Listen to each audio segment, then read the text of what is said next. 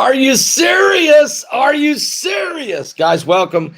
Good morning, everybody. Wow, what a broadcast last night. What a great time we had with Mike around the world. 59 salvations last night. Great crowd, over 5,200 at one point, packing into the during a debate, by the way. So it's a tremendous amount of great crowd of folks showed up, and a lot of people gave their life to Jesus Christ. I just want to say I love everybody out there today. God is so good. The Lord is going to bless you. You know what? I want you to know you're blessed going in, blessed going out. Of course, in Jerusalem, you're just about ready to start the Shabbat. And so I want to say Shabbat Shalom to all of you out in the Middle East, especially in the Israel area. And get a cup of coffee, everybody. Calm down. I got one of Heidi's cups. She's going to be mad again. Are you serious? But I want to say hi to everybody out there. Guys, there's some serious stuff taking place. I want to touch on it right now. The Middle East, Azerbaijan, and Armenia. What does it all mean in a broader scale? And let me talk about that in a second. But first, let's put a shout out real fast, if we could, for www.Keto, or Keto is how you say it, Keto with Paul. That's right, Keto with Paul. What? Seriously, guys, it's as you know, as some of you may know, I've been trying to follow this keto diet, and I really have, and I'm losing weight, but I'm not. I lost weight. I lost like 9 pounds, gained 5 back, lost another pound. You know what I'm saying? So because I couldn't cut out all the carbs in my life, but now I'm finally focused on this. I keep breaking it. And, you know, keto is a strict diet, so. What I'm recently talking about is Keto Elevate. This stuff right here is really, really good, guys. In less than a month of Keto Elevate, you'll start noticing increased energy. Seriously, increased energy, better appetite control, more youthful looking skin. Oh, it looks great. And a noticeable boost in your mental clarity. Okay. You just add a scoop of this stuff in your morning drink, like a shake or a smoothie. It's tasteless, it's odorless, it's ageless. I mean, seriously, guys, ketowithpaul.com. That's www.ketowithpaul.com. And you never taste this, okay? And it does not cause clumps in your coffee. I will still have a glass, guys, of this in my shakes from time to time, to help me along in the keto process. And guys, get this. It's amazing what it can do. It's right now they've cut the price 51% off, free shipping. Just go to www.ketowithpaul.com. That's www.ketowithpaul.com. You'll be glad you did, guys. Seriously, let's get healthy. Let's get focused. All right, now we're in the end times. Things are getting very, very precarious. I'm glad to see all of you out there. Somebody put a thumbs up right now with me. I noticed that already last night's broadcast has been watched 33,000 times in less than 12 hours, which is quite remarkable if you think about it. But people really want to know what's going to happen, what's going on in these end times, and especially the precarious situation we're in America and around the world. But let me tell you what's going on right now. An area that's really been kind of overlooked by most of the lamestream fake news media. But it's very important, and that's Azerbaijan and Armenia in the Middle East. Now, should we start thinking about the recent eruption of fighting between Armenia and Azerbaijan as part of a more wider Middle East region? I'm thinking so. And the reason I say that is because what are the reasons behind doing so, and what could be the potential future, really, implications, let's say, associated with this ideal? Now, as the successor state of the Soviet Union, Russia has considered this area within its sphere of influence and has brokered a ceasefire back in 1984 between these two nations. But it was not able to impose lasting peace, leading to uneasiness, punctuated by the occasional fighting between Azerbaijan and Armenia. Now, what makes the current round of fighting different from before is the presence of the parties from the Middle East, which have now inserted themselves into the future of this conflict. First of all, the most active role of anybody is Turkey. President Erdogan has given great support to Azerbaijan. Now, while Turkey has long been a supporter of Azerbaijan and its relations have been historically fraught, that's a kind word, between it and Armenia. Don't forget what happened in World War I, guys. Do not forget the Holocaust that Turkey did, really, to the Armenian people, even though they don't own up to it. It has previously stopped short of providing more substantive assistance. And instead, this time, Turkey has become increasingly insertive as an intervention, intervening, really, in the way that it echoes its efforts elsewhere in the Middle East. For instance, in Syria, Turkey has shifted away from just observing the chaos which took over the country during the Arab Spring of 2011 to becoming the backer of the rebel groups against Bashar al-Assad's government in Syria. Turkey has also directly intervened in the north of the country to contain the Kurdish territory, and they've attacked the Kurds repeatedly. But that was because of the oil and many years of disliking in the Kurdish people. Now, then at the start of this year, Turkey dispatched its military assistance to Libya's government of the National Accord. Its backing was enough to push back the year-long military offensive mounted by General Haftar and his armed forces. Haftar was just about ready to fully get in control of Libya. It's Turkey who pushed him back. And now a second factor is the presence of Syrian fighters now, as reported by groups like the UK-based Syrian Observatory of the Human Rights. According to them, many of these fighters were associated with the rebel groups backed by Turkey.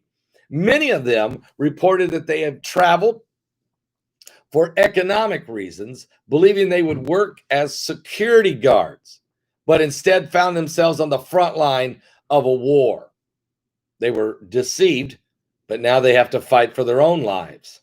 The presence of Turkey and Syrian fighters has prompted reaction on the other side.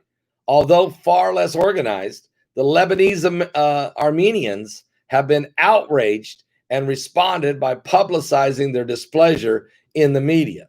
Others have sent financial assistance, although the amounts have been small, owing to the current financial crisis in Lebanon, with the Beirut explosion that killed over 250 people and wounded over 6,000, and the presence of Hezbollah that keeps that nation of Lebanon locked down in turmoil and really in danger. And still others have gone even further than this, though, with some even traveling to the area to join the war effort. However, it is important to note, and let's not overstate this, guys, that the numbers who have done so owing to lack of any wider organization or coordination of efforts. The presence of parties like Turkey, the Syrians, the Lebanese Armenians, therefore point to an emerging Middle Easternization of the Armenia-Azerbaijan conflict, a broader war. And while these elements are limited, and what's it about? Well, there's some serious resources in especially that region there in Armenia, like gold, precious metals, oil, and gas. Now, while these elements are limited and nowhere near yet extensive, they do flag up some potential threats with the conflict parties in that area need to take note of if they're not to be overrun in the future. Since 2011 and the Arab Spring, parts of the Middle East have been a theater for tensions and violence, which have proven detrimental for the people who live there and which have come from above and below. Matter of fact, from above, countries like Syria, Yemen, and Libya have been vulnerable to the meddling of other states. They have all provided financial and military assistance to local armed groups to advance their own self-interest. which has often taken from the form of financing proxy wars against each other. Are you serious? The impact of that behavior has been asymmetric. However, with the cost in terms of casualties and the violence has borne largely by those on the ground. Meanwhile, the outside parties spend just enough in financial and military support to ensure that their side is not overwhelmed and that the conflict continues. And from below, states' failure and collapse in parts of the Middle East since the 2011 Arab Spring, which was, a door opened by President Obama, the CIA, and others, Hillary Clinton and others, for the emergence of a new groups based on limited forms of identity and association. Some of the more extreme ones have been the most exclusionary, especially those based on religion and sectarian beliefs. The most notorious, of course, was ISIS, the Islamic State, adopted a particularly narrow interpretation of their faith in Islam, which is used to justify some of the abuse and violence that was poured out upon their fellow Muslim brethren, really, who did not fit their distinctive brand of Sharia law, really. And also, there was a lot of violence toward non-Muslim groups like the Yiddies and the Christians. Now, in the case of Armenia and Azerbaijan conflict, these pressures from above and below may be felt in similar ways. Turkey's greater activism is a clear example of foreign interference and which may encourage its regional rivals to push back through support to the other side. Indeed, in recent years, Armenia, a Christian nation, and the UAE have enhanced their diplomatic and economic ties together. But the current fighting potentially could well offer the UAE an open door to push for greater involvement. If that was to happen, it could potentially exacerbate the conflict and suffering and put even more on dependent positions.